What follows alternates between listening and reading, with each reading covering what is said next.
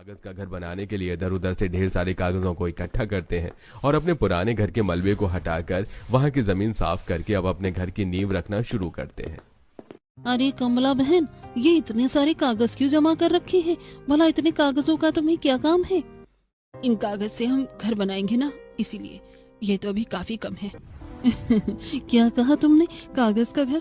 लगता है जब से तुम्हारा घर टूटा है ना, तुम्हें उसका सदमा लग गया है। इतना कहकर ममता मजाक उड़ाते हुए वहां से चली जाती है। अब कोई कुछ भी बोले, हमें किसी से कोई फर्क नहीं पड़ना चाहिए। इन लोगों ने हमारी मदद नहीं की थी। महिमा की बात सुनकर अब सभी लोग घर बनाने के काम को आपस में बांट लेते हैं। सुनिए जी, मैं इन कागजों से रसोई बनाती हूँ, तब तक आप खिड़की दरवाजे बना लीजिए। खिड़की दरवाजे का तो काम बाबा संभाल रहे हैं, मैं एक काम करता हूँ, कमरों को देखता हूँ।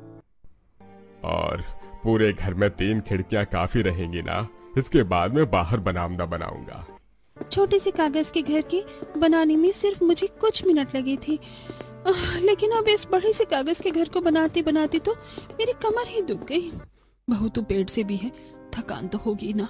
चल तू यहाँ बैठ जा, बाकी का काम मैं करती हूँ। कोई कागज से छत बना रहा था तो कोई बाथरूम, तो बाकी लोग कमरे और हॉल की तैयारी में लगे हुए थे। कागज का घर बनाते 2.5 दिन लग जाते हैं तो वहीं दूसरी तरफ ममता काकी की बात सुनकर मुझे लगा कि आप लोग मजाक कर रही हैं, लेकिन आप लोगों ने तो सच में कागज का ही घर बना दिया।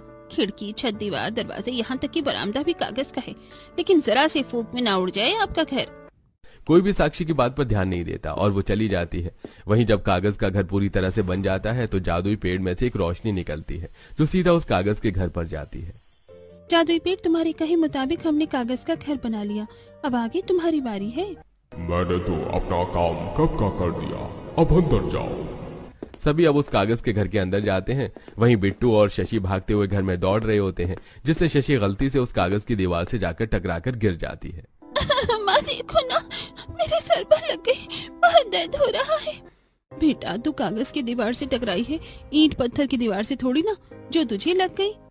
शशि की बात सुनकर जब महिमा अब उस कागज के घर की दीवारों को छूकर देखती है तो उसे ये महसूस होता है कि कागज का घर बना होने पर वो उसे ईंट पत्थर जैसा महसूस हो रहा है। माँ जी, पूरा घर तो काफी मजबूत हो गया है, ऐसा लग ही नहीं रहा कि ये कागज का बना है। इसका मतलब उस जादुई पेड़ ने इस कागज के घर को बिल्कुल असली घर जितना थोड़ी देर में मजबूत अब बारिश शुरू हो जाती है, लेकिन बारिश में भी उनका कागज का घर नहीं भीगता और बिल्कुल किसी पुरानी इमारत की तरह टिका रहता है। वहीं दूसरी तरफ लोग इस परिवार के कागज के घर को देखकर उनका आए दिन मजाक उड़ाते थे। पूरा परिवार किसी की भी बातों पर ध्यान नहीं देता और आराम से उस कागज के बने कमरों में सोता है, किचन में खाना बनाता और हॉल में बैठकर बातें करता। तो वहीं बच्चे भी अपने कागज के बरामदे में काफी मस्ती करते। चलो बच्चों, बहुत खेल लिया, बारिश